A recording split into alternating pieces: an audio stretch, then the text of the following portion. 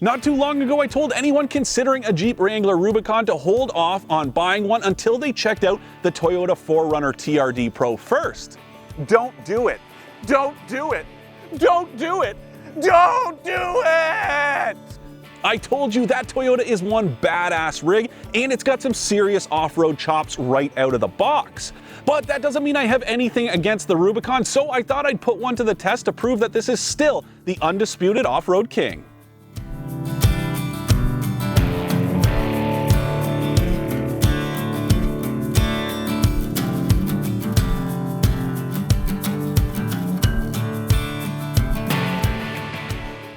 Call me a purist, but if I'm shopping for a Jeep Wrangler, I'm definitely going for a two-door like this one. Yeah, I know the unlimited 4-door is the closer 4Runner competitor, but if I'm gonna get serious about off-roading, I've gotta go with the classic, and I love the fact that Jeep still offers the Wrangler as a 2-door, even though not many people are buying them these days. And if I've got the money, I'm definitely going with the Rubicon. Now, don't get me wrong, the Wrangler is a very capable vehicle on its own, but the Rubicon is just that much better. Sure, it's a bit like having LeBron James on your pickup basketball team, but that's not necessarily a bad thing. Don't get me wrong, I love the idea of building a Jeep, but this is just such a great jumping off point because you get stuff like locking differentials front and rear, electronic sway bar disconnects, a beefier transfer case with a 4-to-1 low range ratio, and these KO2 tires from BFG. You also get an upgraded suspension system, but the nice thing is all of that stuff is covered under warranty. You can't argue with that. Yes, you're gonna pay a lot more for one of these, but I really do think you get what you pay for with the Rubicon. Okay, so it's time to talk engines, and there are finally a few different ones to choose from. Of course, you have the Pentastar V6, and there are two versions of that motor, but we'll get to that in a minute. There's also a 2-liter turbocharged 4-cylinder and a 3-liter diesel. Now, the gas-powered V6 is the only way you can get a manual transmission, which bums me out a little bit because I love to row my own gears with that diesel motor. But this V6 is great. It's got tons of torque, and it kind of reminds me of the 4-liter straight 6 of old. Now, the one I'm driving has an 8-speed automatic transmission, and that's the only other transmission offered other than that 6-speed manual. The reason the one I'm driving has it is because it's got Chrysler's e-torque system, and that's a mild hybrid system that pairs an electric motor with this gas engine. No, it can't run on electricity alone, but it is a cool little system. It replaces the alternator with a little belt-driven electric motor and a 48-volt battery pack in the back. So it'll run your accessories, and it also gives you a little bit of gas savings and more powertrain refinement. Now, personally, I don't think this engine and transmission pairing needs that because it's pretty smooth on its own, but you can definitely feel it working, especially during engine start, stop, and gear changes. That last one is the big way you can feel that electric motor doing its work, and it's crazy just how smooth the gear changes are. If you're not watching that tachometer, you'd honestly have no idea anything was happening. It's very impressive stuff, though I don't necessarily know if I'm sold on it yet, especially because gas savings aren't all that impressive, and again, I don't really think you need it. The other problem I have with this e-torque system is that if you look at the Ram 1500, V6 models come with it standard, whereas in the Jeep Wrangler, you have to pay for it on top of the automatic transmission, which just seems crazy, especially considering how much Jeep will charge you for this thing. You're looking at over $3 grand to get that automatic transmission and that electric motor, and considering it might only save you a couple $100 a year in gas, I don't really see the point in paying for it. Again, it doesn't give you any more power off the line, so you're not going to accelerate any quicker, and you don't really need more refinement in this powertrain. Though I did come up with one reason that you would go for this, and that's if you're serious about off-roading and you're going to go out in the mud. Now, speaking from personal experience, that's not the best recipe for your alternator to live longer than a couple of years. And about a decade ago, I fried an alternator after going out mudding in my truck. With or without that mild hybrid system, I definitely like this V6. It only makes 285 horsepower and 260 pound-feet of torque, but it's got a great torque curve, and you get almost all of that torque throughout the rev range. That really comes in handy not just out on the trail, which we'll get to in a little bit, but out here on the road. If you need to pass or merge on the highway, you'll really like having all that torque at your disposal. Now, if you don't want to shell out for the Rubicon, it's not necessary because the Wrangler in general is a very capable vehicle, but obviously this one is just even more so. Now, some of the benefits you get are better approach and departure angles, as well as more ground clearance than the rest of the Wrangler lineup, and that's because of the suspension as well as these big 33-inch tires. That other equipment that you get in this thing comes in handy as well. And it's crazy just how easy the Rubicon makes things look out here. But even for me, I don't have all that stuff activated. I've got this thing in 4-wheel drive high. I don't have the lockers hooked up, and I have the sway bar disconnected just as a precaution more than anything else, but it's not necessary out here. And this is a pretty aggressive trail. As you'll see, I'm getting a lot of suspension articulation here. There's mud, there's sand, there's rocks, and you can really see just how much the vehicle is moving, but I'm barely feathering the throttle. And that's credit to this engine. There's just so much torque as soon as you get on the gas.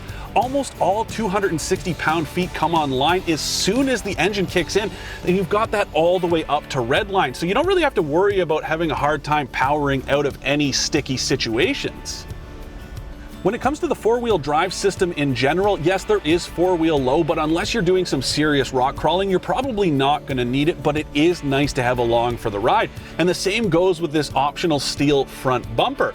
You can actually stuff a winch in this thing right out of the factory, which is super cool. And the other nice thing is you can take the ends of the bumper off if you need a little bit more clearance when you're crawling around rocks or down trees. It's really awesome just how adaptable this thing is, and that's been one of the big selling features of Jeep Wranglers over the years, is that you can bolt parts onto this thing that you had on an old CJ, YJ, TJ, you name it, all the way through the years. You can use old parts on this new version, and that is a big credit to Jeep because it wants to keep that off-roading spirit alive and well. People that have invested in older Jeeps, well, if they want to upgrade to a newer one, they can slap a lot of those old parts on. No, this isn't the Rubicon Trail, but it is pretty aggressive, and this is doing more than most vehicles would be able to handle, and it's doing it with ease.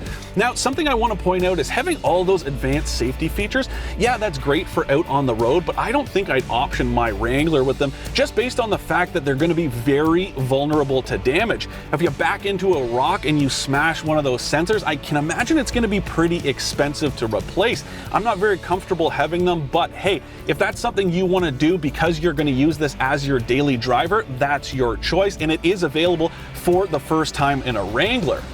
Now's a good time to talk about that built versus bought mantra, because yes, it is very cool to be able to build your Jeep your way, but it's nice to know that you can buy something that's going to be this capable right off the showroom floor. And that's the big thing about the Rubicon. Yeah, it's expensive, but you can take this thing just about anywhere with little to no prep at all. I think that's the big sell for the Ruby over a Sahara, a Willys, or any of the other trims, is that you just have all of those extra off-road goodies. So if you want to take this seriously, but you don't want to invest in aftermarket parts, this is a great foot in the door and a gateway into the off-road community, and you'll be able to keep up with just about anything else out there.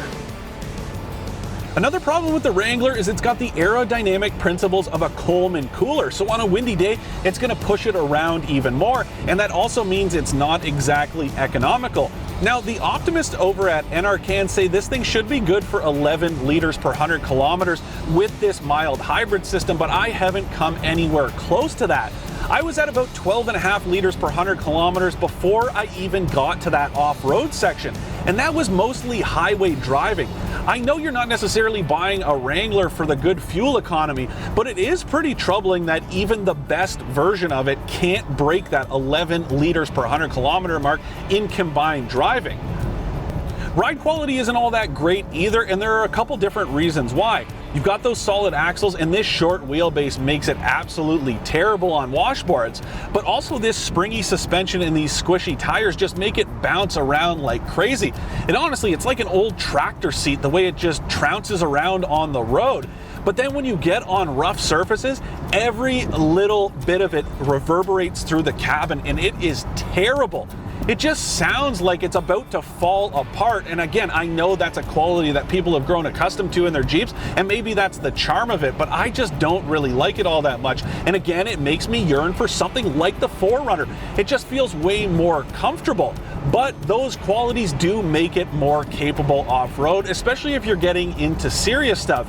Having solid axles in the front and back go a long way because they're just that much more robust, and these Dana 44 axles are absolutely bulletproof. Yeah, sure, the ride quality is old school Jeep, but this interior actually feels pretty modern in terms of the tech you get. Just take this infotainment system. It runs the latest version of FCA's Uconnect and it's very responsive. It's also got Apple CarPlay and Android Auto, so you can hook your phone up to use Google Maps, Apple Music, or whatever you want to do.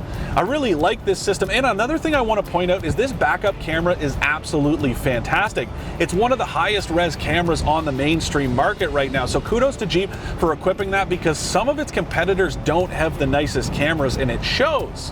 Now, like I mentioned out on the trail, there's also a bunch of advanced safety tech in here, and not just those parking sensors. You've got blind spot monitoring and adaptive cruise control, which is kind of cool, but at the same time, I just can't see myself adding that to a specialty vehicle like this, especially because you have to pay a few $1,000s to add it. And it reminds me a lot of that Grand Cherokee Trackhawk I drove a few weeks ago, which reminds me, if you haven't watched that review yet, go ahead and watch that one next, and don't forget to subscribe so you can catch all the latest content from autoTRADER.ca. But seriously, if you're gonna pay for that stuff, well, you're not gonna appreciate it out on the trail, and that to me is the only reason why you'd buy a Jeep in the first place, because like I said, it's pretty miserable out here on the road. I know it's very popular, but I think that has more to do with the style and the character of this thing more than anything else. And if you want a Jeep for the road, go with a Cherokee or a Grand Cherokee. No, they don't look as rugged and cool as this thing, but you're gonna thank yourself later because they're just way more comfortable. My only issue with the price is that you have to pay for stuff like heated seats and a heated steering wheel and these leather seats. That to me just defies logic in a $50,000 vehicle. One upgrade I would be willing to shell out for, though, is this upgraded touchscreen. It's an 8.4-inch unit and it still runs that same infotainment interface, but it just makes it that much better. And it's got Jeep's off-road pages, and what that gives you is some supplementary gauges to keep an eye on different temperatures, as well as pitch and roll, and your four-wheel drive system. It's very cool, and I like having that up when I'm out on the trail. This one I'm driving is pretty decked out, so you're looking at about 65 grand before freight and fees. That is a hell of a lot of money and a little bit too rich for my blood. But if you're looking at something closer to that $49,000 base price for the Rubicon, you're really speaking my language. Another thing I want to talk about is this color. Now, Jeep calls it bikini, and I absolutely love it. This might be my favorite color on the market right now. But if this isn't your thing, you can get lime green, orange, red, blue, black, or white, and there's also silver, which is the best color to go with to hide the pinstripes you're bound to pick up out on the trail. To recap, I like how unstoppable the Wrangler Rubicon is on the trail, the different engine options you can get under the hood, and the style it's got with this red and teal motif. I don't like how terrible it is to drive on the road, the lack of standard heated seats, or how much you've got to pay for the extras you want. There's no denying that the 4Runner TRD Pro is way better to drive on the road, and it would give this thing a serious run for its money out here. But the Rubicon really is the once and future king of wherever the hell you want to take it. In my perfect two-car garage, I've got one of these parked next to my Golf diesel wagon. One for the 9 to 5 and one for weekends on the trail.